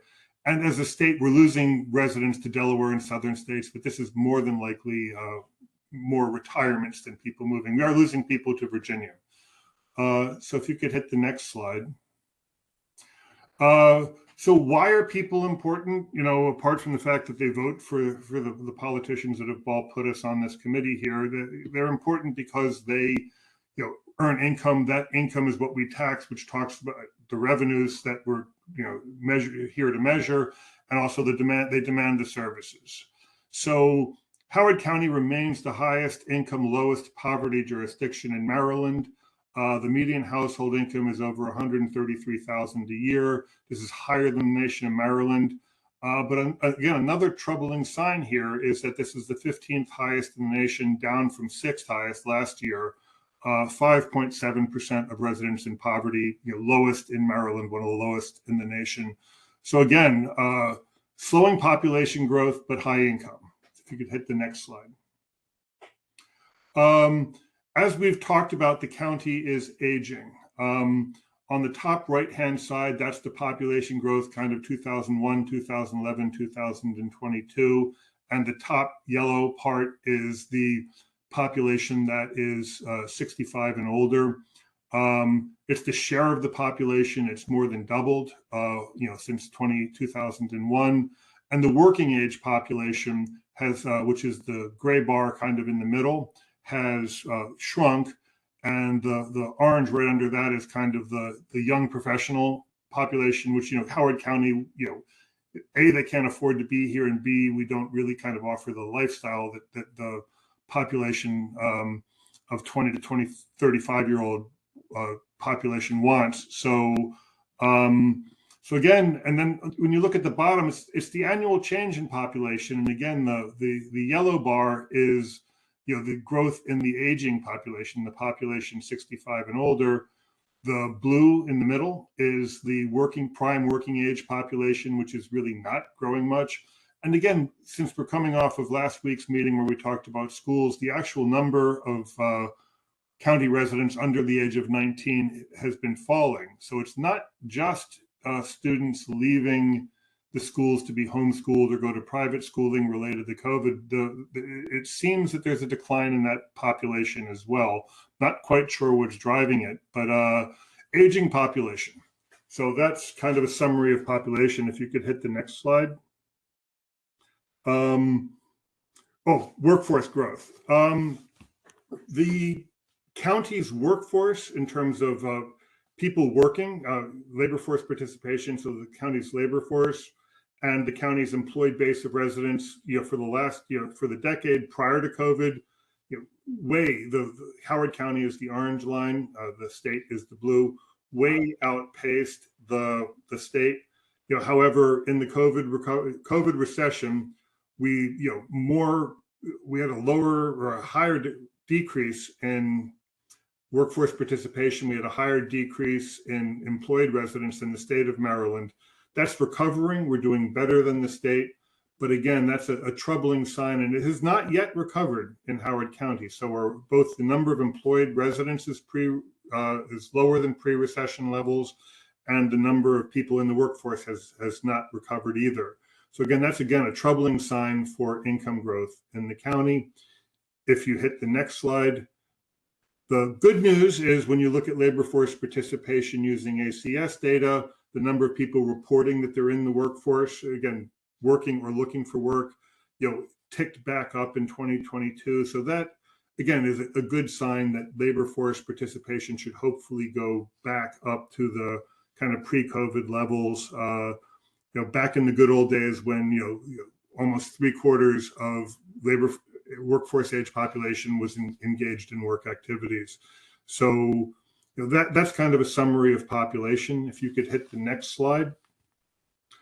The next part of these three things that really drive the county's economy is economic growth. So this is the number of businesses and jobs here in the county.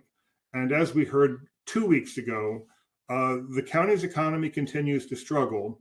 And again, this is important because, you know, these residents have jobs and live in Maryland.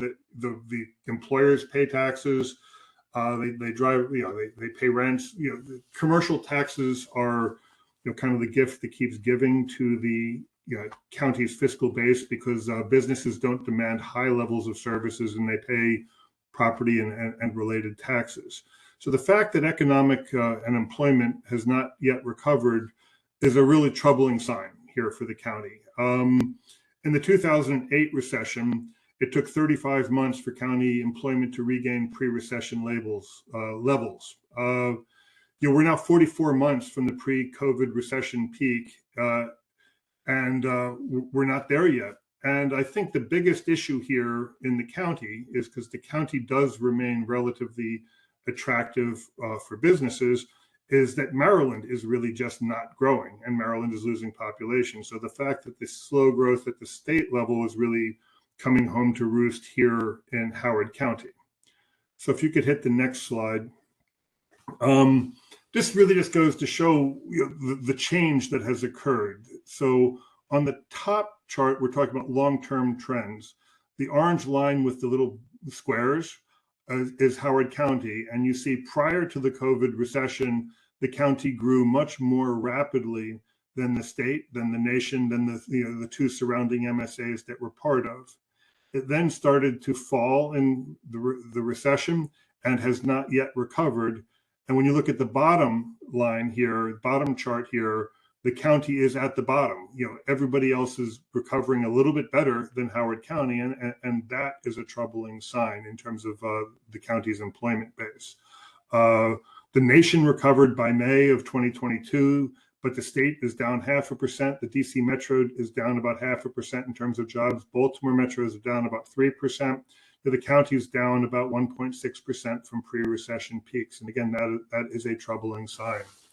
If you could hit the next slide. Again, this kind of story of pre and post recession, the county was really hit hard by COVID. In terms of long-term growth, pre-COVID, in the decade prior to COVID, the county was 6th in jobs added, 4th in growth rate. Post-COVID, we're the 3rd worst county in post-COVID recovery. We're the 2nd worst in terms of the percentage job decline. And again, this is troubling for the tax base. So if you could go to the next slide. Now, what I do is try to look at what the county's economic composition is. So what we have here is 5-year growth in employment, so 2014, 2019, 2022. I then use a measure called a location quotient, which is the middle column there, that goes, which is really the concentration of employment in an industry. And if it's a LQ of 1, you're at the national average. If you're an LQ over 1, you're more specialized. LQ of less than 1, you're less specialized. And when you get to LQs of 1.2%, you're typically considered specialized, and that would be an export base or a key driver industry. And again, really kind of across the board, in the 5 years, pre-COVID, almost all sectors of the economy grew.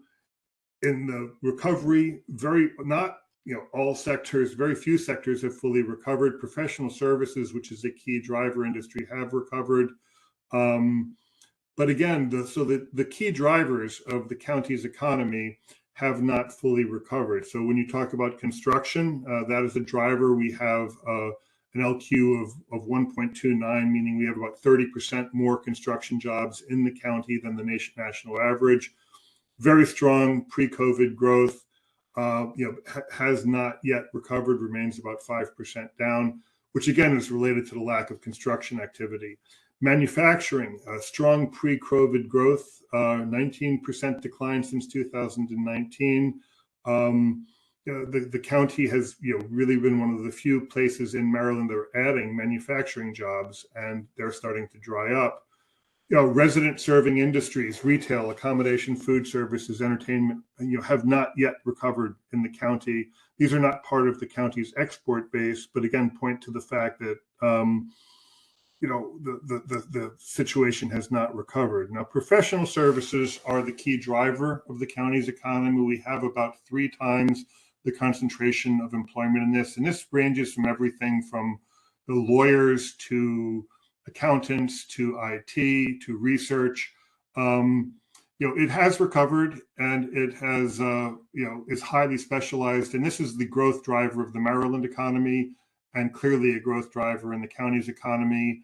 But again, with the state not growing, with the federal uncertainty that Dr. Irani talked about in terms of where the budget is, not going to be a great driver for the next year or two. A troubling number here is management of companies. So you can think of this as corporate headquarters or back office operations. The county, has experienced very strong growth in this, becoming a place that businesses were moving their headquarters and back office operations to. We're no longer specialized. I'm not really sure what's happening here. Is this the impact of slower federal spending? Is it the impact of COVID on place of work? We're all working from home now, or most of us are working from home at least 2 or 3 days a week. Does that mean that places that are relatively high cost of doing business in terms of rent, like Columbia, Howard County, they're lower than DC, but higher than most of the surrounding jurisdictions, are they just slowing down in getting the employees back to work to keep costs down? Transportation, distribution, logistics, you can think of this as Jessup, but also kind of the Amazon type of stuff. Strong pre-COVID growth, but not yet recovered. So if you could hit the next slide. That's kind of the summary of the economy.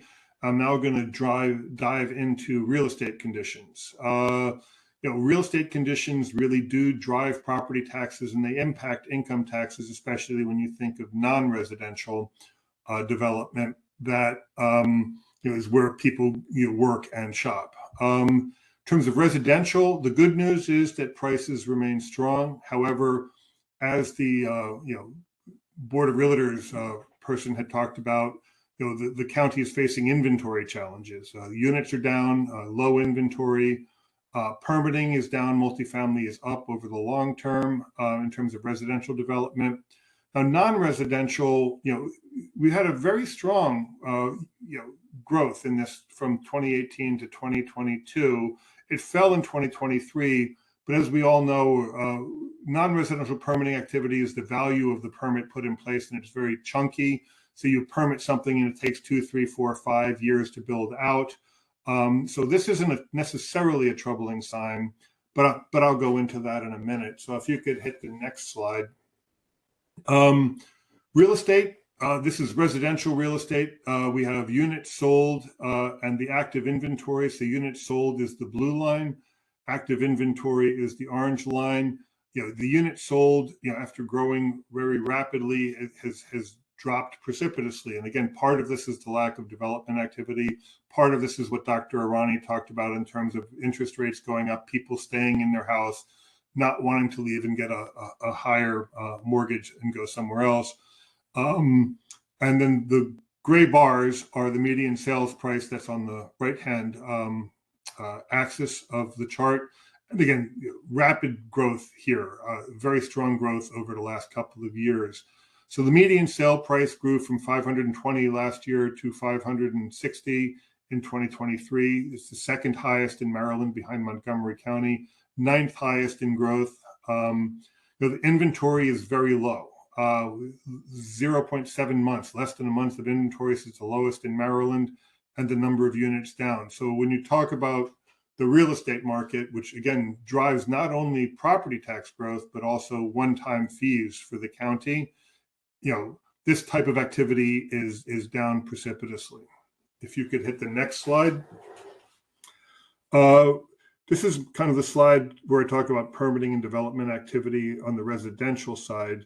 So on the top right-hand side, is the number of residential permits for units issued in the county. And as you can see, it has been declining and trending downward. Excuse me. Then the chart on the left-hand side on the bottom just takes that numbers and breaks it into multifamily and single family housing.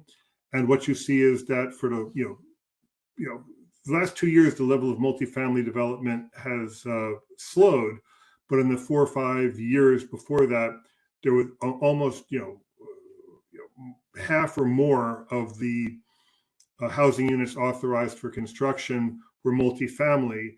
And from an income standpoint, from a personal income standpoint, from a tax standpoint, that does have implications.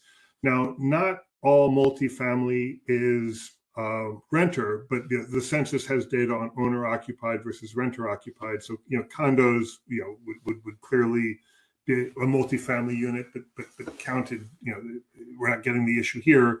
But owner-occupied housing have residents in Howard County have much higher incomes. They have $171,000 a year, give or take, in incomes compared to $81,000 a year for people occupying rental units.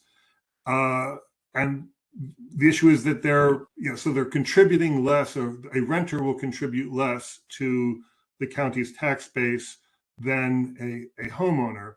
And then when you talk about, people who live in rental units tend to have smaller households, but it's not by that much. So the income is less than half, but the household size is, pretty comparable. 2.9 people on average in an owner-occupied house versus 2.5. So we're getting a lot less money for these multifamily units, but not necessarily getting slower growth in services. So if you could hit the next slide. Let's talk here about non-residential development. So this is permitting issued to develop non-residential units, so offices, retail space, those types of things. This is essential. As we talked about, over the last couple of years, growing the commercial tax base in the county is a very important goal for the administration. And it's also, commercial development is vital to supporting employment growth, getting back to having businesses and jobs move into and grow into the county. So it's essential to support not only non-residential tax base growth, but also to support economic growth in the county. So the previous 5 years we saw substantial non-residential permitting activity. Downtown Maple Lawn, this is what was happening, and so that we saw that. And as you can see on the right-hand side, it's declined precipitously. But again, I think that's less of an issue now because a lot of the stuff that's being permitted over the last couple of years is being built. So this is common in when you track this metric. Now the county is running out of land, as we've talked about, and the implications that has on residential and non-residential development is that it's going to slow it. We also have the impact of COVID-19, which is, there's less office space being demanded. Many of our, employers are, moving from designated offices to hot seats. So there's less office space demand per worker. Clearly, we're all buying more from Amazon and online, and that means there's less demand for retail space. And those are all negative and can be expected to impact non-residential patterns of development, nationally and here in Howard County. But on the positive side, the workers who work in downtowns in Baltimore and DC, in parts of Montgomery County, many of them live here in the county.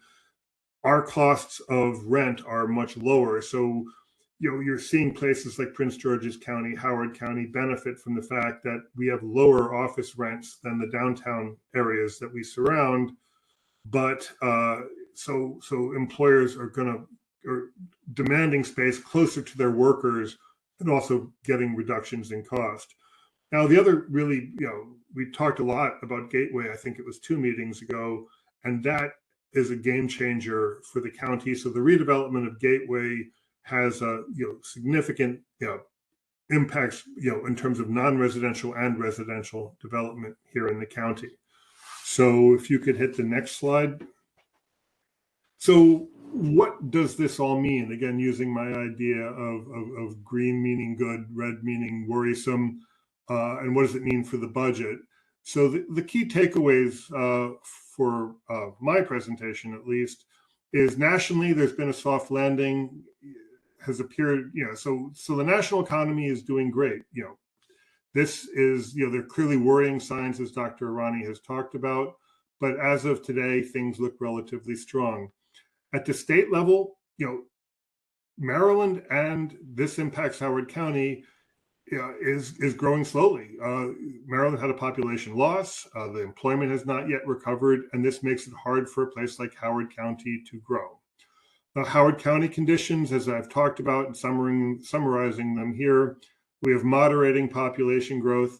I'm a little worried about the out-migration numbers. We'll see if it's just a 1-year data point or a trend. The lack of economic recovery is clearly worrisome, and just a general slowdown in development, residential and non-residential, is clearly got implications. So what does this mean for the Howard County budget? I mean, slower population growth and an aging population will translate into lower income growth and therefore lower income tax growth in the county. So we can expect, income growth to be slower than it had been in the past, and income tax growth to be slower than it had in the past. Still positive, it's still better than the state, but just growing more slowly.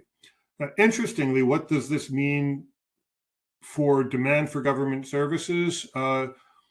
Does a slower population growth and an aging population mean there's going to be slower and moderating growth in expenditures and capital demands? Clearly, if the county's aging and the number of residents under 19 is declining, we don't need to build as many schools. So the issue is, how will this translate? So on the top side, we have less revenue growth, but we should also experience relatively slower growth in demands for services. Now, less residential development equals less growth in property tax revenues, and also one-time fees, which are very important in the Howard County budget. And less non-residential development has impact on property taxes and an impact on the ability of the county to support growth. The county's got a relatively low office vacancy, industrial vacancy. It's higher than it was pre-COVID, but it's still relatively low compared to competing jurisdictions, and the cost basis in the county is still relatively competitive.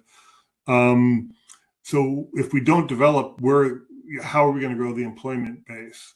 So that sounds like doom and gloom, and I clearly do have more red on this chart than on this slide than green. However, there are reasons to be cheerful. I mean, if we all remember David Byrne and the Talking Heads from our youth, he has a website called Reasons to be Cheerful, based on Ian Dury and the Animals song.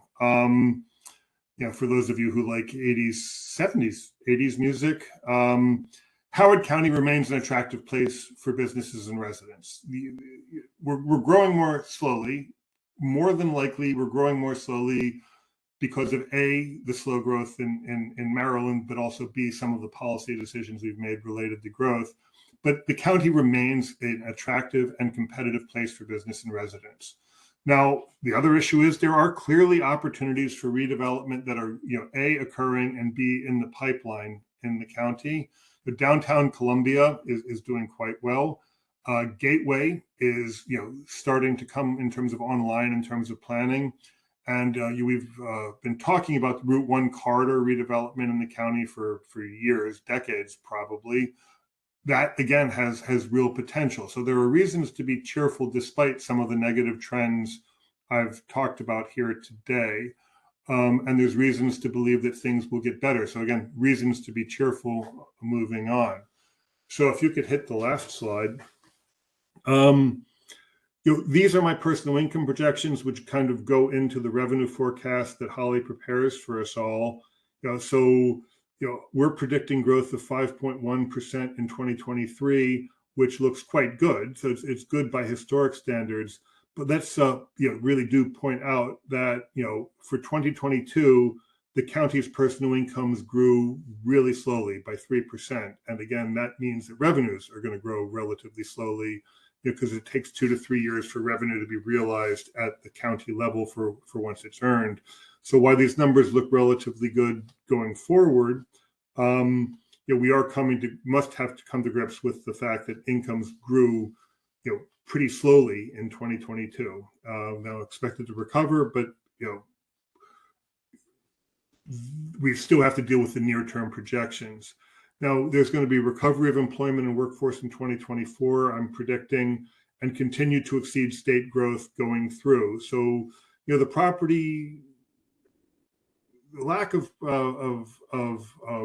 development will slow this down, but again, we should continue to see personal income growth in the 4+ range, and again, exceed the state's level. So I think I went a little too fast, but we only have 4 minutes left. So we've gone relatively long. I can take any questions here, unless I put you all to sleep. Thank you, Dr.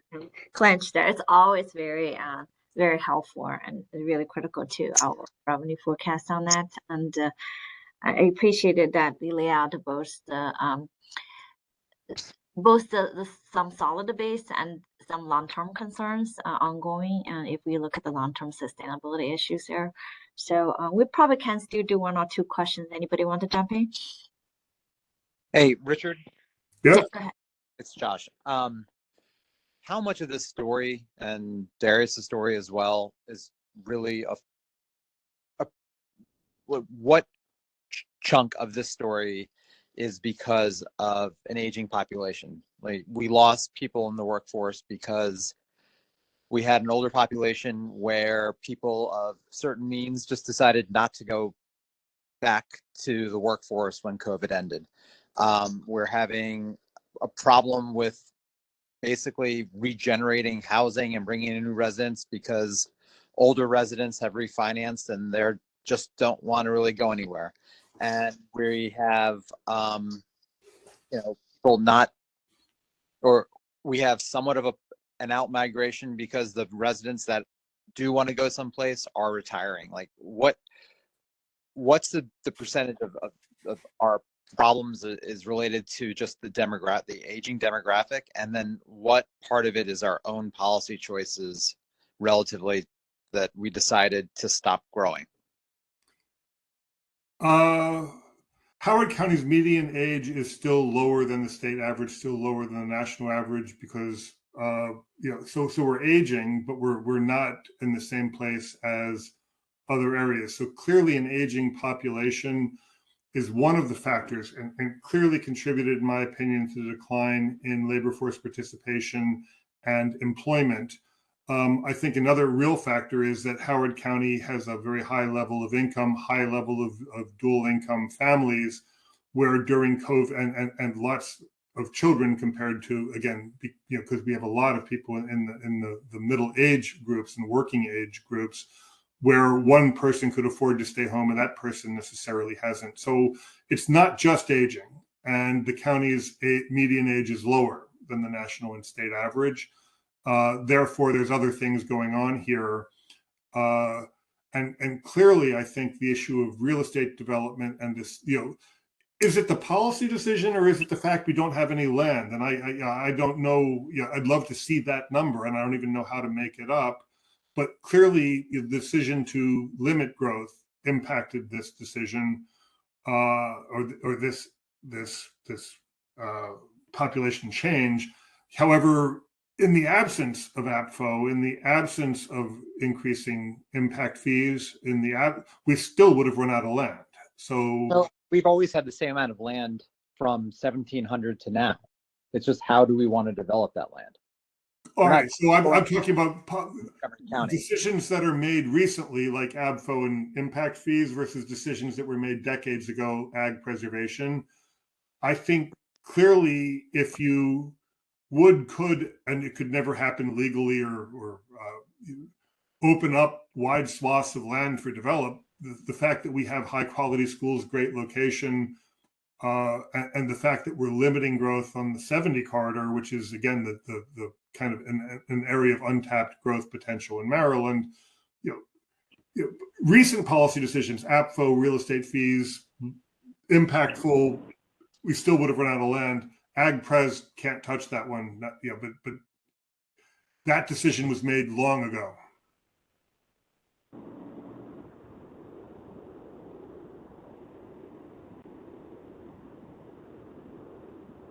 Thank you very much. Good question. Question. So I've bored everybody. No, I think you covered a lot. Thank you very much, Dr. Clinch.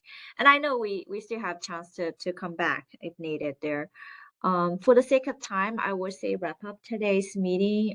There's a lot of interesting and useful information to digest continuously. And next week we will be meeting on Wednesday, I think the 7th, same time, 3 p.m. And at that point, partially informed by today's discussion and also previous presentations, and also based on updated information, Budget and Finance will provide preliminary projections on the county's revenue, about multi-year projection, and the county's debt service and debt indicators, as well as some credit rating related information. So I think that will be important for the committee as well. And after that meeting, it will be more discussion about for the committee to discuss about what are the important either things to highlight or recommended in the report. And at that point, the vice chair, Steve Pointed, is going to chair the committee discussion. With that, I'll wrap up today's meeting, and thanks again everybody for participation, and thanks to all the speakers today for bringing us very hopeful discussion and information. So the meeting is adjourned. See you next time. Thanks.